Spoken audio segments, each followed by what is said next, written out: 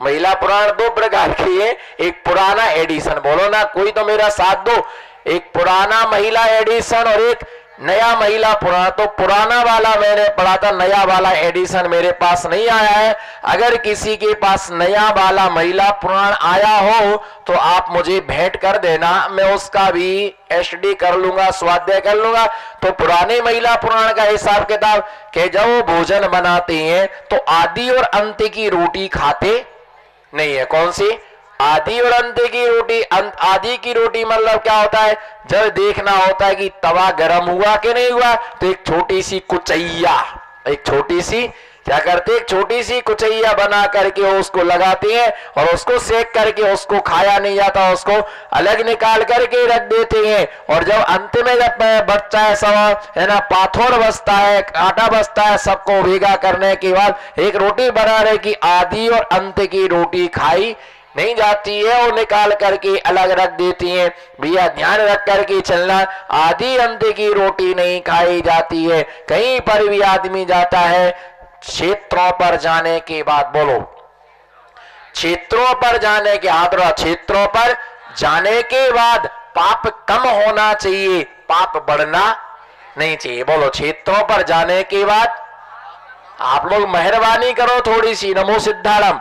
क्षेत्रों पर जाने के बाद परिग्रह बढ़ना नहीं चाहिए, परिग्रह, बोलो परिग्रह कम होना चाहिए।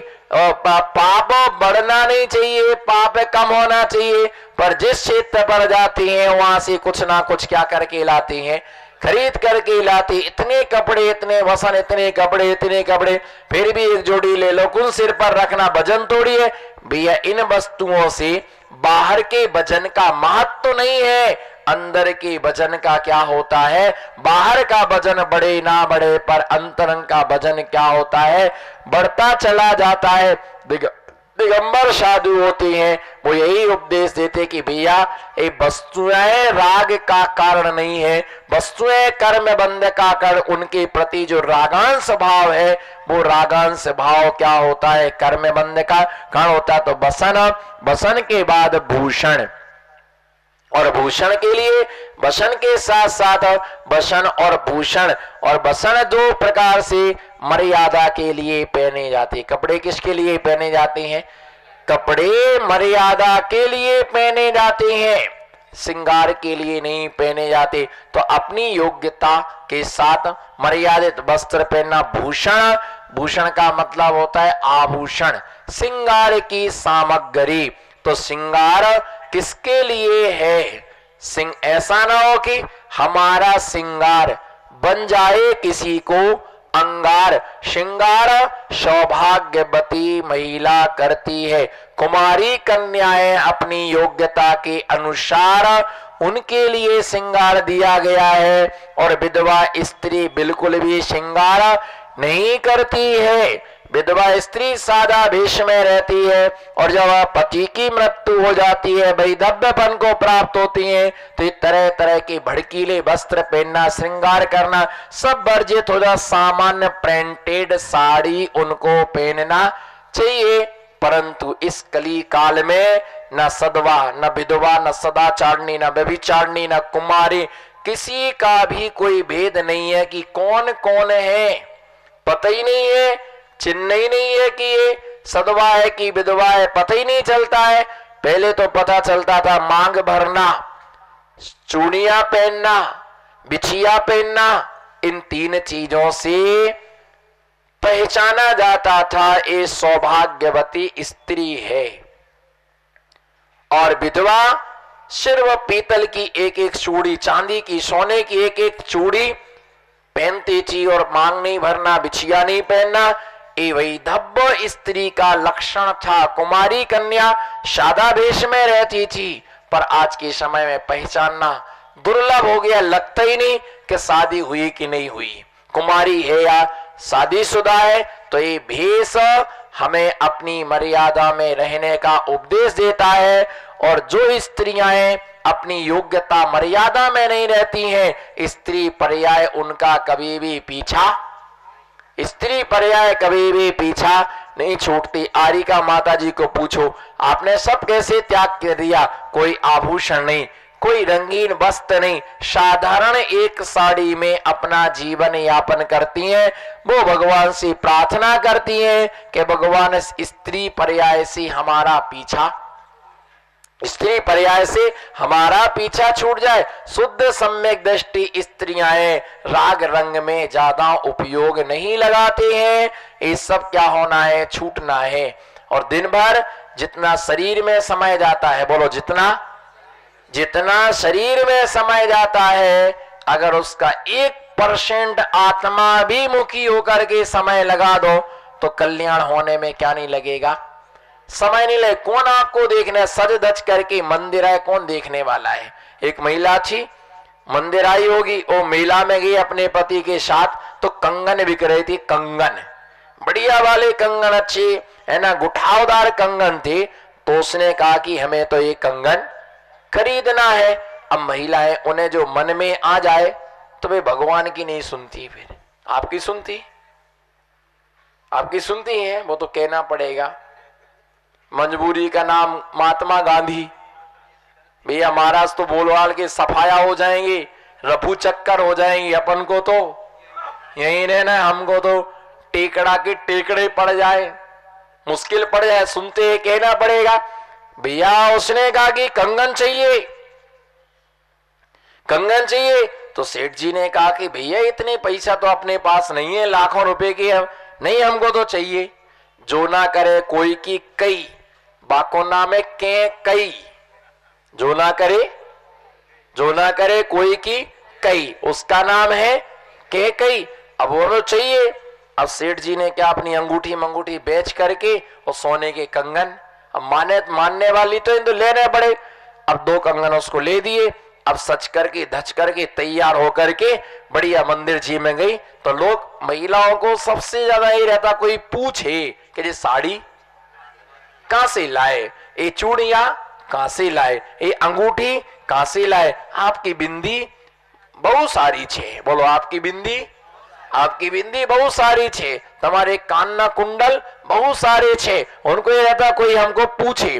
तो वो गई। अब तो हर वेदी पर जाए, अच्छी भीड़ थी मंदिर में, बहुत भीड़ थी, गजब का शिलान्यास का कार्यक्रम था, कहीं कुछ है ना पूजा विधान चल रहा था, 14 का प्रोग्राम चल रहा था। तो जैसे ही वो कार्यक्रम वहां चल रहा था, तो उसने जाकर के जोर जोर से अर्घ्य चढ़ाए। उदक के चंदन, बोलो कोई आवाज नहीं आने वाली, ले दे करके रो करके एक तो चूड़ियां पहन के आई। वह भी आदमी ने कहा कि पहन लो, कम से कम सुहागन सी तो लगो।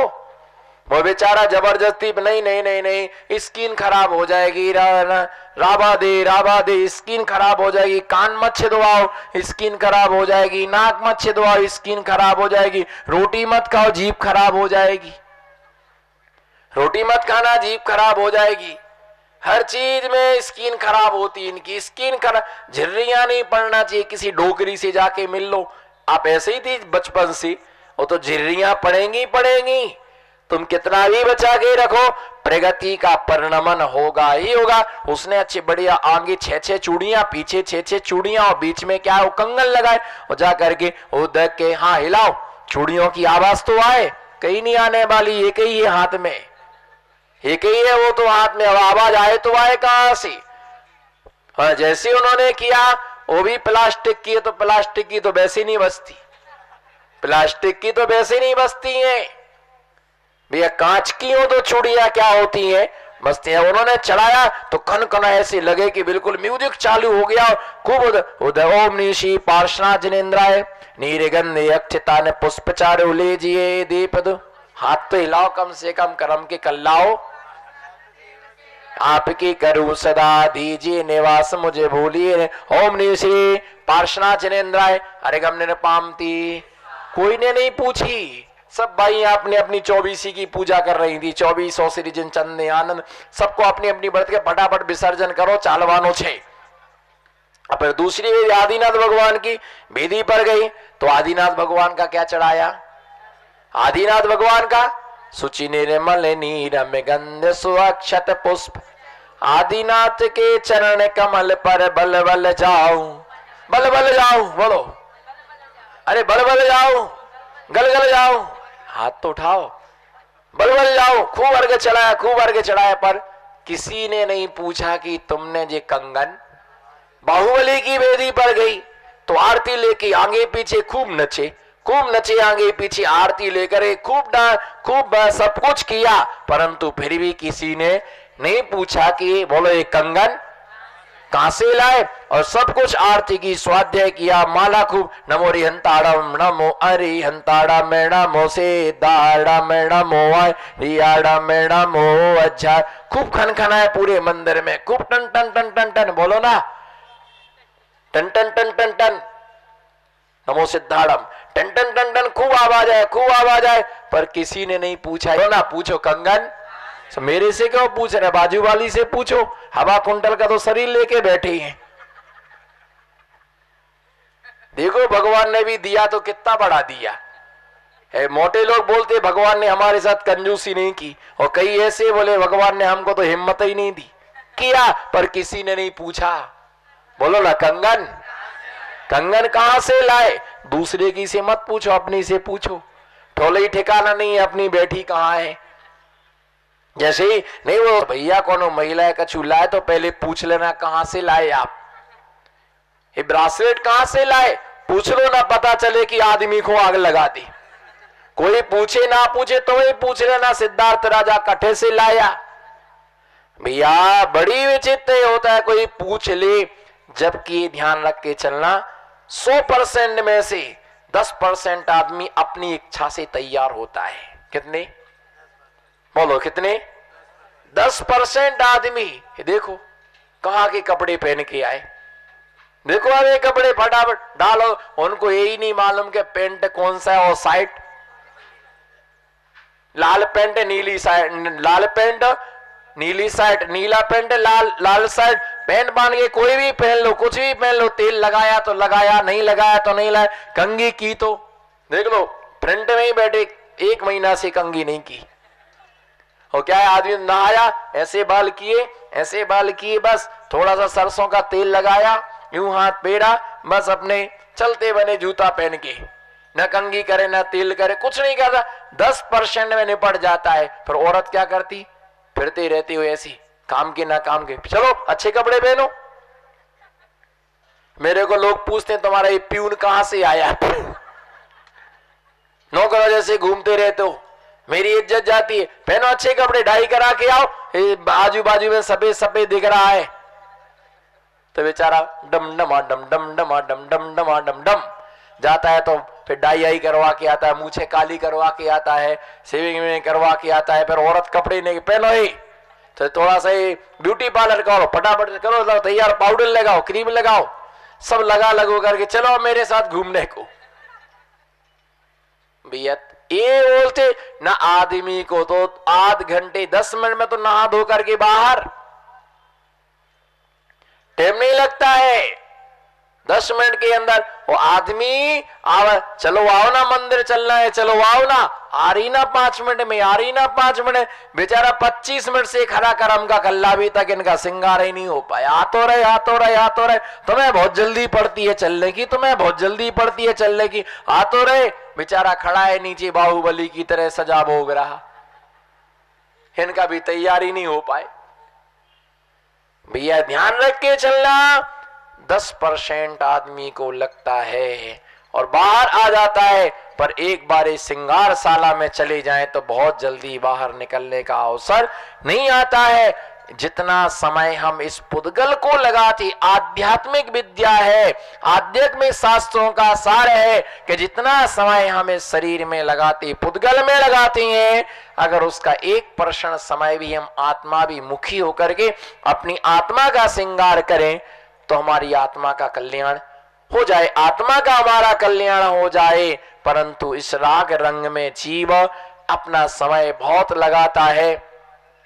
किसी ने सुना, देवों ने सुना कि जो सगर चक्रवर्ती है उसकी सुंदरता एक अलौकिक है। सनत कुमार चक्रवर्ती, सगर चक्रवर्ती, इनकी सुंदरता बहुत अलौकिक है। उस समय वो कसरत करने के लिए तेल लगा करके तैयार हुआ था, साहजिक वेश में था। स्वर्गों के देवों ने आके कहा, आपकी स्वर्गों में चर्चा हो रही थी कि आपसे सुंदर कोई दूसरा नहीं है। अब आपको मैंने देखा कि आप बहुत सुंदर है, बहुत सुंदर है, और जैसा मैंने आपकी चर्चा सुनी वैसा मैंने पाया। तब उसने कहा अभी तो मैं स्नानशाला में आया हूं, अगर मैं जब तैयार हो गया तब देखना। नहा धो करके तैयार होकर अच्छे कपड़े पहन करके आया। उससे कहा कि अब देखो मैं कैसा लग रहा हूं। तब मालूम उन्होंने क्या कहा, देवों ने कहा कि जो साहजिक रूप था अब वो तुम्हारा रूप नहीं है। तीर्थंकर भगवान जन्म से सुंदर होते हैं। तुम क्या कपड़ा पहनोगे, तुम क्या कपड़े पहनोगे, क्या तुम आभूषण पहनोगे। तीर्थंकर भगवान को देवता एक बार जो आभूषण पहना देते हैं फिर वो आभूषण दूसरी बार, तीर्थंकर भगवान एक जोड़ी कपड़े एक बार ही पहनते। बोलो, तीर्थंकर भगवान एक जोड़ी कपड़े एक बार ही पहनते हैं, दूसरी बार उनको वो कपड़े नहीं पहनाए जाते हैं। और हम ऐसे हैं रगड़ रगड़ के पहनते हैं। अगर फुल पैंट फट गया तो उसको हाफ पैंट बनाओ, हाफ पैंट फट गया तो उसको चड्डी बनाओ, चड्डी फट गई तो उसका पोंछा बनाओ, पोंछा फट गया तो उसका पांव पुछना बनाओ। छोड़ने का ना नहीं होता है, पहनते रहो सालों सालों सालों सालों कपड़े। तीर्थंकर भगवान एक बार, क्योंकि अब उनको कपड़े नहीं पहनना है। और कौन लाता है उनके कपड़े, सौधर में इंद्र रत्नमय पिटारों से लेकर के आता है। ऐसा तीर्थंकर प्रगति का प्रभाव है। बोलो, ऐसा तीर्थंकर प्रगति का प्रभाव है। पुण्यशाली जीव है। बोलो, कौन से जीव है, पुण्यशाली जीव है। पुण्यशाली जीवों को ऐसा ही मिलता है। दुखी तो हमेशा पापी होते हैं। कौन होता है दुखी, बोलो दुखी कौन होता है, दुखी हमेशा पापी होते हैं। पुण्यशाली जीवों के लिए बिना मांगे ही सब कुछ मिलता है, उन्हें मांगने की आवश्यकता नहीं होती। तो आभूषण पहनते हैं, और जो आभूषण है उन आभूषणों की योग्यता के पहले पुरुष वर्ग भी आभूषण पहनते थे, है ना। पुरुष वर्ग भी आभूषण पहनते थे, 9 जगह चंदन लगाते हैं, वह भी व्यवस्था। और आज बिल्कुल विपरीतता हो रही है।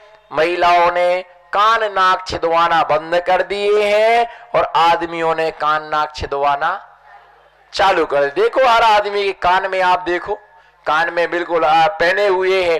और तुम जैन हो, तुम्हारी क्या पहचान है, बताओ बताओ, तुम जैन हो, तुम्हारे पास क्या सबूत है, दो मुझे सबूत दो कि आप जैन हो।